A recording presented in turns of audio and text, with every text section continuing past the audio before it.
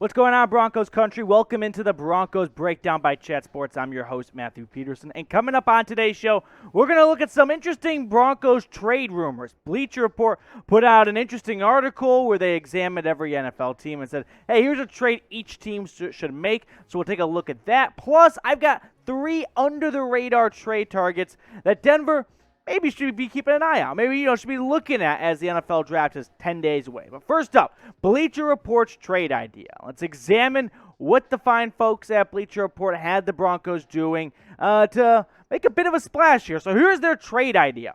They've got Lloyd Cushenberry going to the Jags, and the Broncos get the 4th-round pick from Jacksonville. That is number 106 overall. It's also the first pick of round number 4. So it's the first pick of day 3, essentially, in the NFL draft. So right off the bat, would you do this trade? A for accept, D for decline. Would you trade Cushenberry? Should Cush go for a 4th? That's kind of the question we're asking ourselves here. Let me know what you think with an A for accept or D for decline. I'm giving it a big fat D. One, I don't like the idea of trading away offensive linemen after trading for Russell Wilson. Now, I've got faith in the instance where Cushenberry or someone goes down and Miners has to step in. I like him a lot. I like Quinn Miners a lot.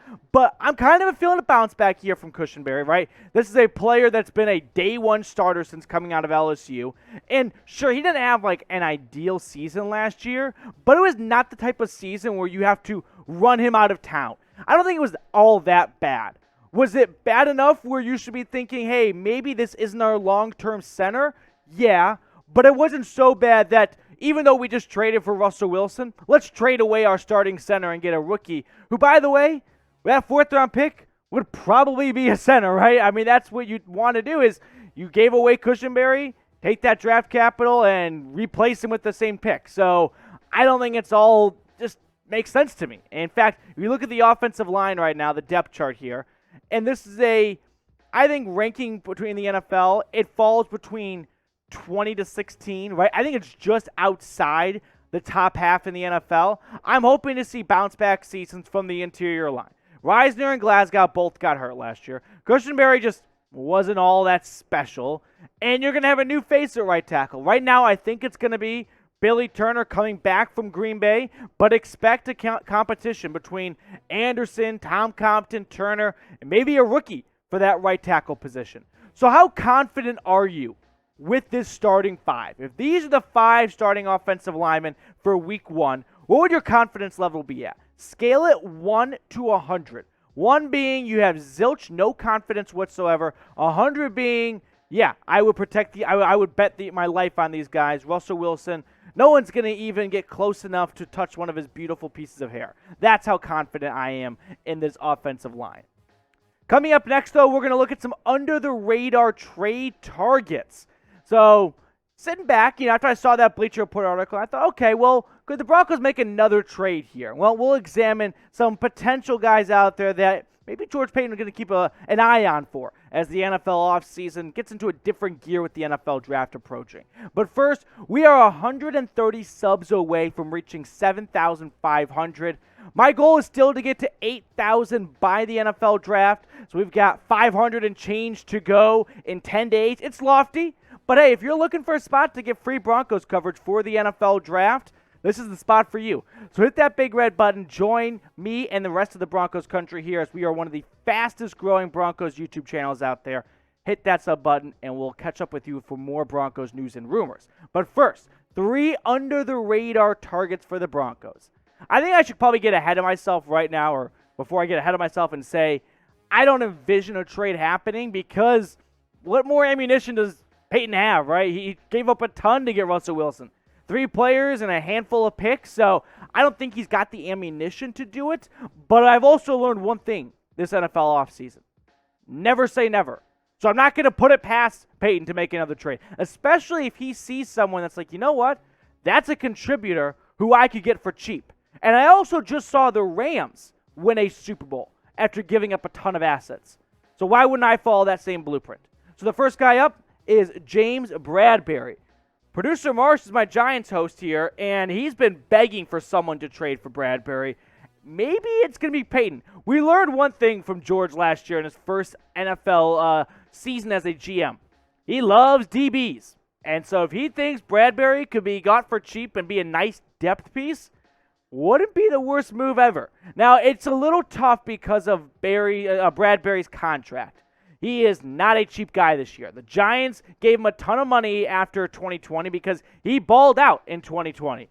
But then he kind of took a couple steps back lately. In fact, if you compare his stats from 2020 to what he did this past season, 2021 to 2022, it's not good. In fact, it is not where you want it to be whatsoever. So I think overall for Bradberry, this could be a move that the Giants just want to find a way to get out of that money, because that $9.7 million dead cap is not cheap, right? That's not little, but it's the cap savings, right? 12 million cap savings. So the Giants need to get money. They got to save money some way. And if they can get Bradberry for way cheaper than what the Giants want, because they've got to find a way to save that money, wouldn't be blown away if that happened. So, with that being said, do you want to make another trade? Right? You got that itch after the Russell Wilson trade where you're like, Schefter, do the trade tweet, put it out right now. I want to see the Broncos make another trade, because trades are just fun. Like, who are we kidding? They are just fun. Y for yes or N for no. Next trade target, Mekhi Becton. Talk about Big Apple here. This is a former top pick, right? 11th overall out of Louisville just 2 years ago to the New York Giants. Things haven't worked out. What did I say? Giants, New York Jets, things have not worked out well, and we'll tell you more about that in just a second. But what can work out well for you is making all your bets over at BetUS. Chatsports.com/bet. Use promo code Broncos125 to get a 125% deposit bonus. And you can't bet on Denver right now, but if you want to bet on the Nuggets, because they're playing in a couple hours against the Warriors, you can get Denver +7. Over-unders at 222. I think I'm going to ride Denver. Give me the points, +7. It's a lot of points. And especially you got the MVP in Jokic. And I'll go with, give me the over, right? Let's have some fun. Give me over 222. I'll take +7 for the Nuggets. So, getting back to Becton, though. He was the Jets' 11th overall pick in 2020. But last year he played in one game, got hurt in week 1, and then was out for the rest of the season. He hasn't made a good impact so far in New York. The folks at the East Meadowlands are just not all that impressed with Becton, and there's some talk that they might draft an offensive lineman with one of their top 5 pick this year. So it makes you wonder, could Becton be got for cheap, right? The Jets like, you know what, he's got some attitude issues. We're done with him. We'll take whatever we can get for him. I don't think the Denver Broncos have enough of an arsenal to probably get him, but you never know if the Jets are like, we are just simply done with his attitude, and maybe Peyton's like, you know what, I can fix his attitude. I took Randy Gregory, who a lot of people were kind of checked out on him because of his off-the-field issues. I've got no problem rehabbing him for a late pick. Yeah, I'll take my chances on what was once a top pick in the NFL draft. Now he's kind of slipping a little bit. Speaking of first-round offensive linemen, how about Andre Dillard from Philadelphia?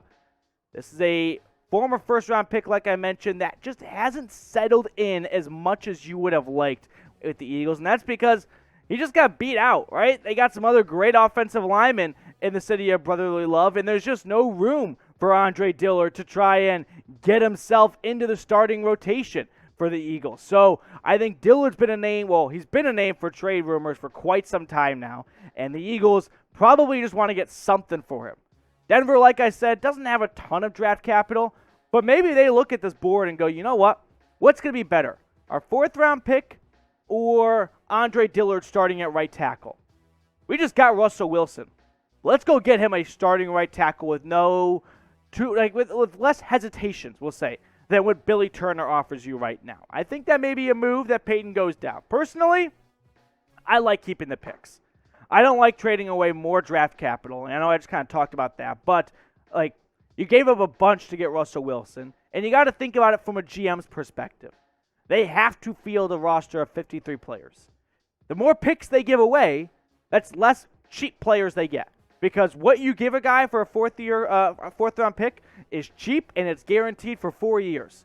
If you keep giving away these late picks, I know they may not seem all that important, and a 7th-rounder isn't important, but a 4th, a 5th, a 6th, they kind of are in GM's eyes because those are cheap contracts.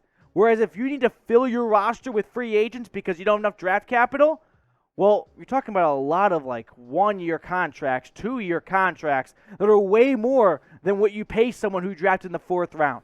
So I'm guessing Peyton's like, I need to fill my roster, and I've already given up so much to get Russell Wilson. I don't want to give up more and then be so reliant on free agency. I don't have money to spend on big free agents because I got to spend all these little contracts, and they add up.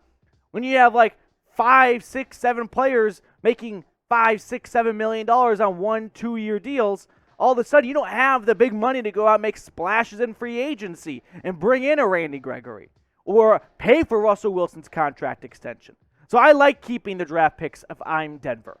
But that's going to do it for us on today's show. If you've watched this far into the show, you're a real one. I appreciate those of you that watch the entire show. So I want to reward you for that. Comment me down below. It'll be our little secret for all the people that tap out after a couple of minutes. Comment me. I'll give you a shout out on the next show. That way you guys get a little recognition for being some of the best subscribers and watchers here at the Broncos Breakdown.